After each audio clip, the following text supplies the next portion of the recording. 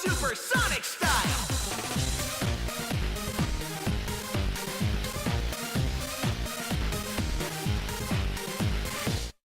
Warning: BTM is a series that doesn't shy away from spoilers. I recommend playing The Legend of Zelda Breath of the Wild before watching this video. I'm not sure if you noticed, but Breath of the Wild is massive as hell! And due to how huge this game is, I wasn't able to fully complete the game before I started working on this project, like how I planned. Both fortunately and unfortunately, the game has such a small amount of plot that I could have easily created this video within the same week the game launched. Obviously, I did not, since that would mean I had to rush my playthrough, which would ruin the experience for me. Regardless of size, the plot was still passable, at least in my opinion. But the characters surrounding the plot feel almost non-existent throughout the game, which is a shame since they were charming in their own unique way, especially Rivali. Originally, I was going to examine Zelda's character because, good goddesses of the Triforce, she is probably the second greatest Zelda in the franchise, right next to Skyward Sword Zelda. But alas, her BTM video will have to wait for another day. I want to add real quick that when it comes to the Zelda franchise, we tend to be left out in the dark when it comes to getting an explanation to Link's backstory. There's definitely one for most Links, but it's subtle and very vague. So it will require assumptions more than anything. Just keep that in mind while watching this video. Take that!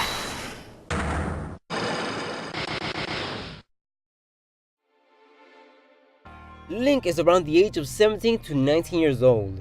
We know this thanks to memory number 14, to Mount Lanayru. Zelda explains to Link that the mountain has a specific rule that no one under the age of 17 is permitted to enter.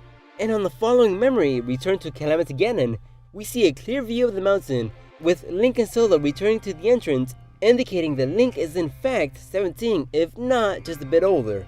Regardless of age, it's clear that Link has proper training when it comes to swordsmanship. He is, after all, the princess's personal knight, but it's hinted that he's been wielding a sword even before he became a royal knight, possibly since he was a child. On memory number 11, Shelter from the Storm, Link is given a comment by Zelda that his path mirrors his father's by dedicating himself to knighthood. We don't really know just how long he's been dedicating himself to knighthood, but with this in mind, let's take a step back to memory number 10, Mipha's Touch, where Mipha reminds Link of the time they first met. This reminds me of the time we first met. You were just a reckless child. Key word here, reckless child. This gives me the idea that either Link kept hurting himself while practicing swinging around his sword, or that he kept falling down from high places. It is, after all, this incarnation of Link's signature ability. With all this info, this was all I could suck out to get an explanation to Link's backstory prior to the 18 memories. Everything else is pretty straightforward. Link gets chosen by the goddesses, needs to protect the kingdom, ultimately fails to do so and almost loses his life in the process, gets sent to the Shrine of Resurrections to heal his wounds, only to reawaken 100 years later to the aftermath of his failures. And that pretty much sums up his backstory.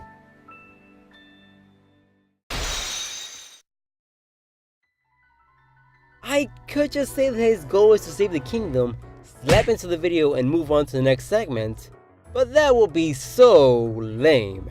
Originally, I was going to do just that, but thankfully I found some evidence worth talking about. And I say the word evidence loosely because I'm mainly connecting dots here and making assumptions, so don't quote me. As brief as his mention was, I like to believe that his father has a huge role to Link's goal. We know next to nothing of what kind of man he is, but we do know that he is a knight. And what do you know, Link just happened to be a knight as well. Coincidence? I think not. What I'm trying to get at here is that Link does not have goals of his own. Think about it this way.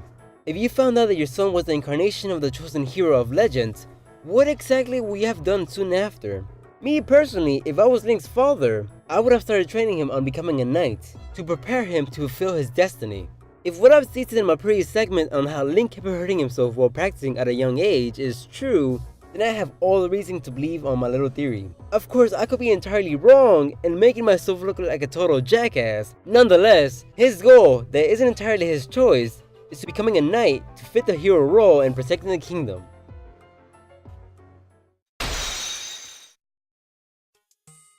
Alright, it's the moment of truth. The part that I'm most anticipated to talk about. A lot of people have been complaining that this version of Link is the most boring and emotionless in the entire series in terms of 3D Zelda games.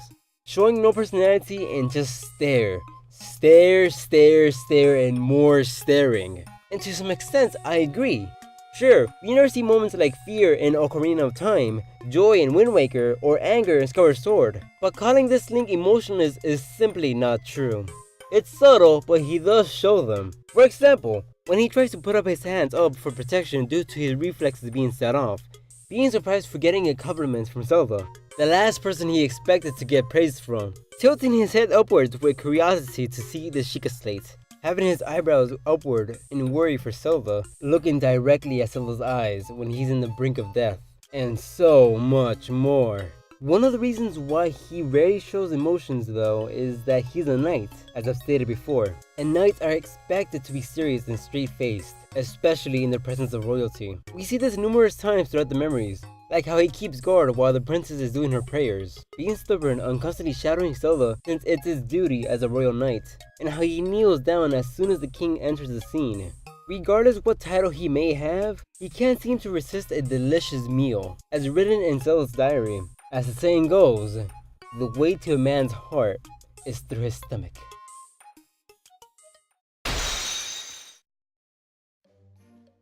Breath of the Wild Link is really the most unique version of Link in the franchise. I mean, for the love of God, he can finally jump with a single push of a button! We haven't seen such phenomena since Zelda 2!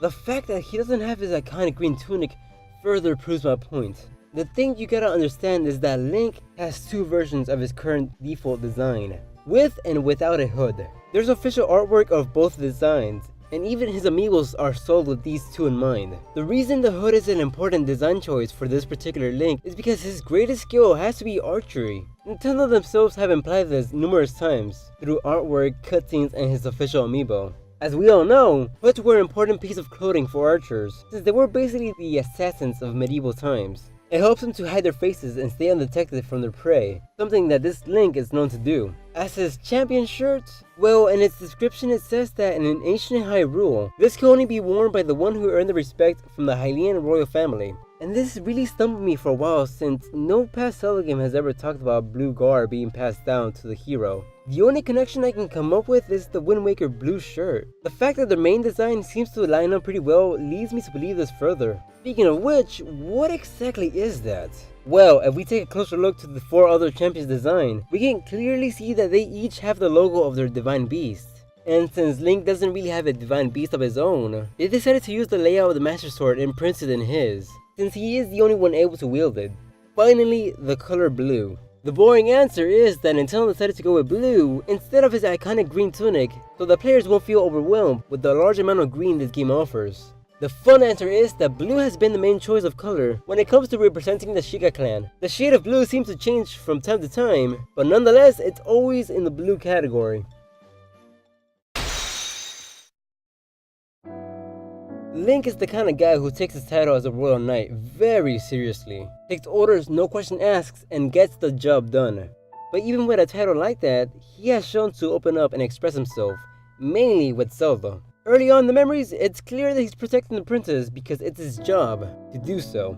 But somewhere along the lines, he started to genuinely care for her. If I had to guess when these feelings began, it will have to be on memory number 11, after hearing Zelda express herself to Link for the first time. Because soon after, in memory number 13, Slumbering Power, Zelda pleads for help from the goddess, explaining that she's done everything she can to fulfill her role, something that I feel that Link can relate to. And he showed this by turning around to look at Zelda. That little action right there is symbolic. Not only that he let his guard down, but he also left his post, something that no knight should ever do, letting us know that Link, for a few moments, dropped the knight act and looked at Zelda as not as the daughter of the king or the princess of Hyrule, but as an actual human being with troubles and emotions. We even get to read more about this side of Link in Zelda's diary, where he expresses himself and opens up to Zelda a bit more. And for the first time in Zelda history, we get an explanation as to why Link is mute as a character, at least in this particular game. To summarize, it basically says that Link puts on a hero facade to give the people of Hyrule hope, Due to all the pressure he keeps to himself, it causes him the ability to express his thoughts and feelings. And the fact that he shares this with Zelda tells me just how much trust there is between these two.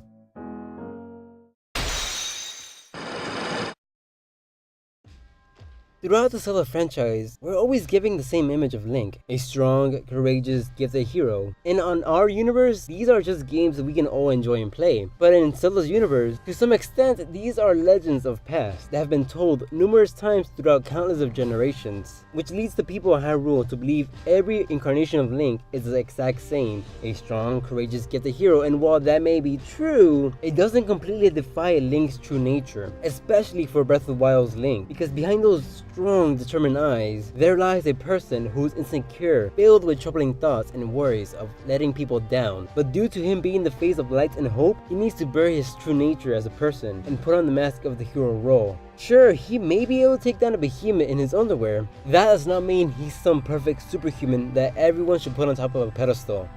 He's silent, but not emotionless.